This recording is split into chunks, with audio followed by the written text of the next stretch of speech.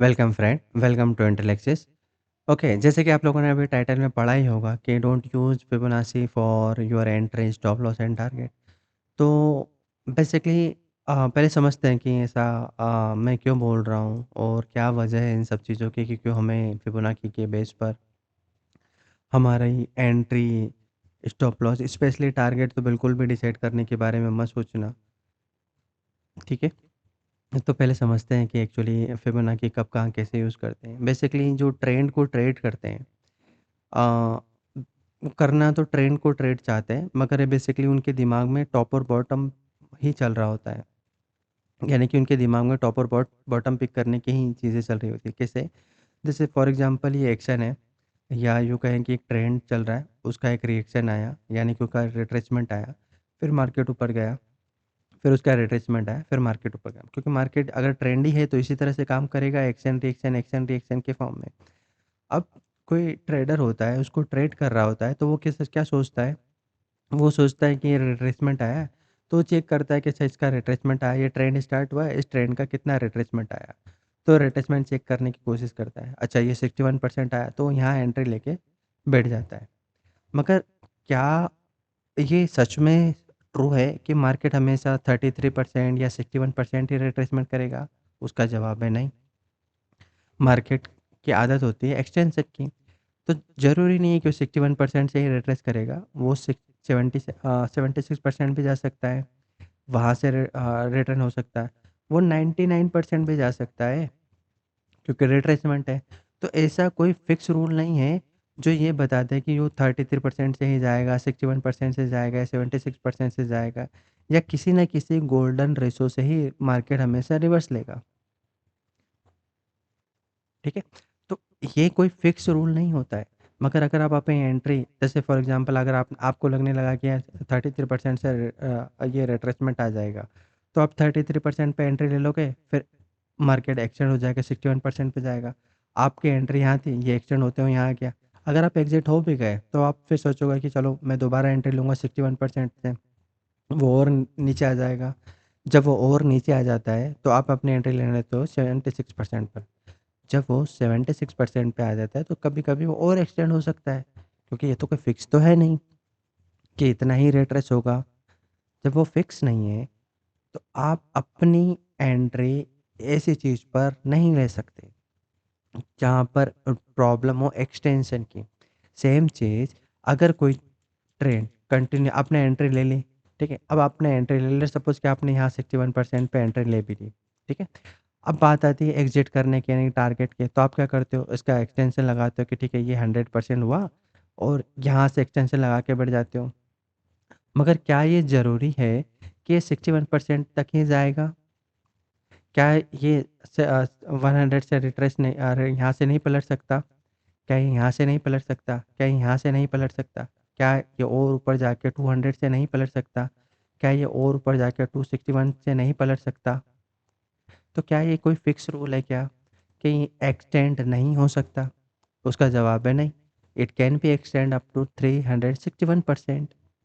मगर आप अपना एक बार एग्ज़िट हो गए, मान लो कि आप 100% पे एग्ज़िट हो गए।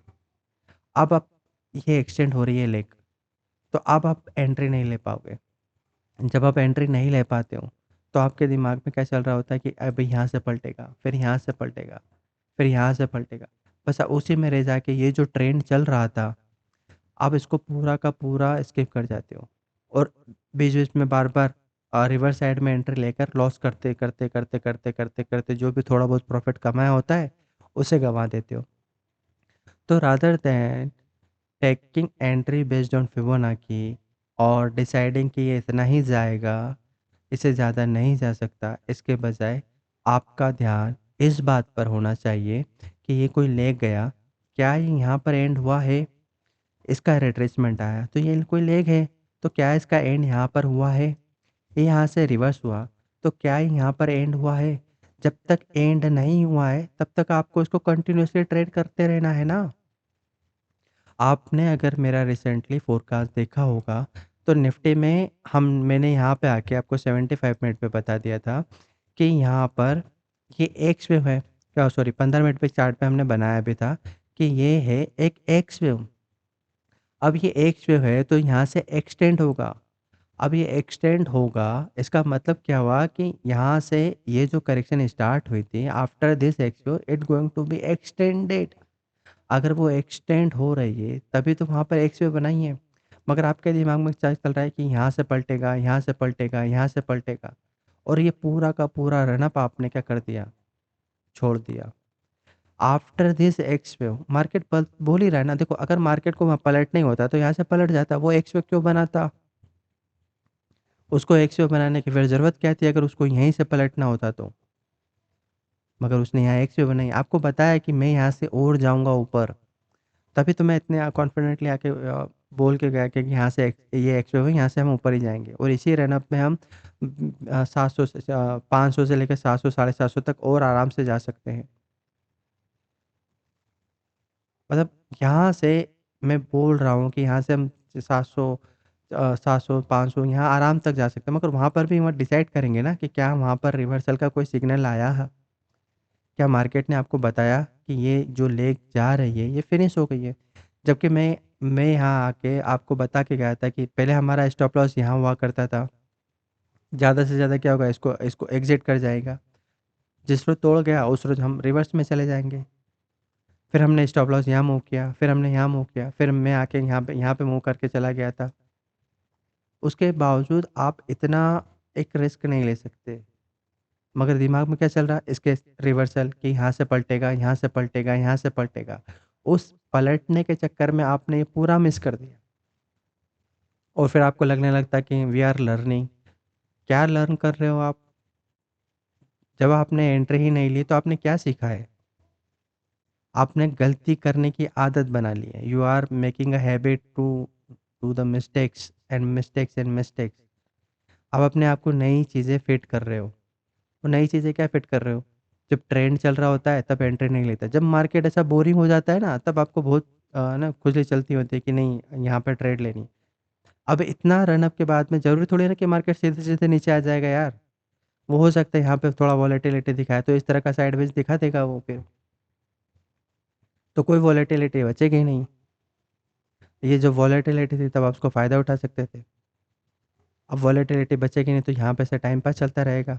आप सोचोगे अब यहाँ से पलटेगा, अभी पलटेगा, उल्टेगा, तो थोड़ा बहुत पलटेगा फिर रिट्रेस कर लेगा, फिर पलटेगा फिर रिट्रेस कर लेगा। क्योंकि अभी आफ्टर दिस एक्सटेंस कि ज़रूरी थोड़ी है कि सीधे-सीधे नीचे आ जाएगा। और इतना एक्सटेंड हुआ है, पूरा दिन वो यहाँ पे रहा। अगर आएगा भी तो 200 या 300 पॉइंट आप ही क्या, ये गैप फ़िल करने तक आ जाएगा ज़्यादा से ज़्यादा।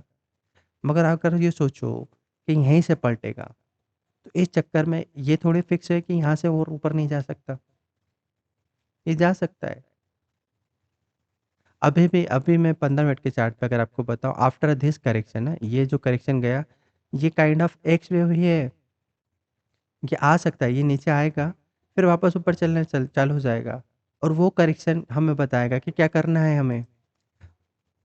अगर आप ये सोचो कि बस आज पलटेगा, अब आएगा ये फॉल्ट तो देखना बहुत सारे लोग अब से शॉर्ट करने बैठ जाएँगे, कि भई अब तो पलट गया, इतने के बाद अब तो ये आएगा नीचे, गैप फिल करने भी आएगा, फिर यहाँ पे गैप है इसको भी फिल करने आएगा। दिमाग में वो चलने लग जाएगा। वो आएगा 1 या 2 दिन तक आ भी गया, फिर वापस ऊपर चल जाएगा। क्यों? क्योंकि वो दिखा रहा है कि ये एक्स वेव है।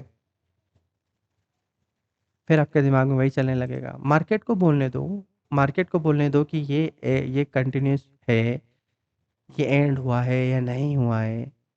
मगर हमारे दिमाग में चल रहा होता है कि इसको यहाँ से पलटेगा, यहाँ से पलटेगा, यहाँ से पलटेगा। इस पलटने के चक्कर में आप इतना मुँह खत्म कर चुके हो।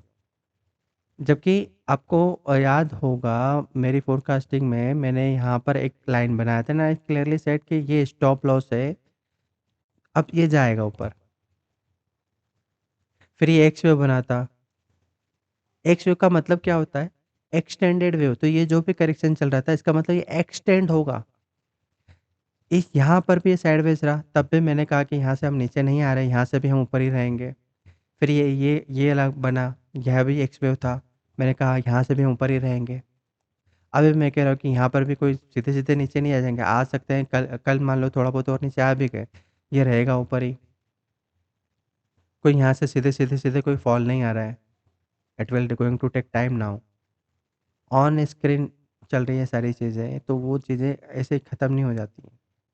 तो यहाँ पर ये टाइम स्पेंड करेगा and then it will go again up, फिर आएगा नीचे। वो भी करेक्शन कौन-सी बनेगी उस पे डिसाइड करेंगे हम।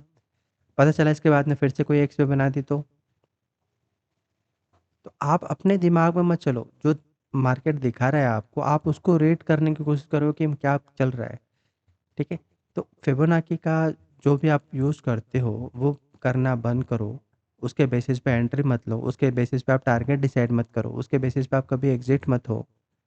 आपके दिमाग में बस एक ही चीज़ होनी चाहिए कि क्या ये जो लेग स्टार्ट हुई है, क्या यहाँ एंड हुआ है या नहीं? ये जो यहाँ आया, क्या ये एंड हुआ या नहीं? ये गया, क्या ये एंड हुआ या नहीं? ये नीचे आया, क्या ये एंड हुआ या नहीं? आपका फ़ोकस सिर्फ़ और सिर्फ़ इस पर्टिकुलर लेग के एंड पॉइंट पे होना चाहिए, ना कि ये फिबोनाची का इतना अटैचमेंट है, यहाँ से पलटेगा, यहाँ से पलटेगा, अभी यहाँ से पलटेगा, यहाँ से पलटेगा, यहाँ से पलटेगा। अरे! ये सब थोड़ी होता है। आप ऐसे न जाने कितने ही बार अपना लॉस करते रहोगे। तो you have to start learning कि ये जो मार्केट में आपको कई लोगों ने आपको या बुक्स में या किसी न किसी ट्यूटोरियल में आपको ये सिखा दिया है फिबोनाची ना, इसका इस्तेमाल करना बंद कर दो। क्योंकि इसकी वजह से आपकी पूरी साइकोलॉजी खराब हो चुकी है। Stop using Fibonacci for your entry, stop loss and target. Let market to decide कि कहाँ वो जाके एंड करने वाला है। वो बता देगा आपको कि कहाँ एंड होने वाला है पर्टिकुलर लेग। इसलिए कभी भी आप अगर आप इलिट वेव में तो ये कॉन्सेप्ट होता भी नहीं है। अगर आप न्यू वेव का इस्तेमाल करते हो, तो फिबोनाची का इस्तेमाल करना, उसके बेसिस पे एंट्री, स्टॉप लॉस और टारगेट डिसाइड करना बंद कर दो। आपको फ़ोकस करना चाहिए कि ये कोई लेग चल रहा है, ये कहाँ पर जाके एंड होगा, बस इससे ज़्यादा कुछ मत ध्यान दो। अभी नई बैचेज़ स्टार्ट होने वाली है, अगर आपको सीखना है कि ये लेग कहाँ जाके फिनिश होता है, ये कैसे मैं पता कर सकता हूँ, तो वो सारी चीज़ें मैं अपने स्टूडेंट को ट्यूटोरियल में सिखाता हूँ। अभी बैच स्टार्ट होने वाली है जनवरी से, आप उसका रजिस्ट्रेशन करवा सकते हो, ठीक है? सो ऑल द बेस्ट गाइस। अगर आपका कोई भी फिबोनाची से रिलेटेड क्वेश्चन है, तो आप मुझसे पूछ सकते हो। और आपको अब तक समझ में आ गया होगा कि क्यों हमें फिबोनाची के बेस पे एंट्री, स्टॉप लॉस और टारगेट डिसाइड नहीं करना चाहिए। अगर आपको सच में ट्रेडिंग करनी है, तो आप फिबोनाची का इस्तेमाल एंट्री, स्टॉप लॉस और टारगेट के लिए करना बंद कर दो। Let market to decide. ये वीडियो कैसा लगा? प्लीज़ कमेंट बॉक्स में ज़रूर बताएँ। इस तरह की और भी इन्फॉर्मेटिव वीडियोज़ मैं ज़रूर बनाऊँगा, क्योंकि ये सिर्फ़ एक छोटा-सा था। I am just trying to spread some information about the Fibonacci and other tools भी हैं, बहुत सारी चीज़ें हैं। मगर अगर आपको ये पसंद नहीं आया, तो शायद मैं नेक्स्ट वीडियो ना बनाऊँ। अगर पसंद आया, तो मुझे ज़रूर बताना। वीडियो को लाइक करो, शेयर करो, चैनल को सब्सक्राइब करो। So all the best. Bye.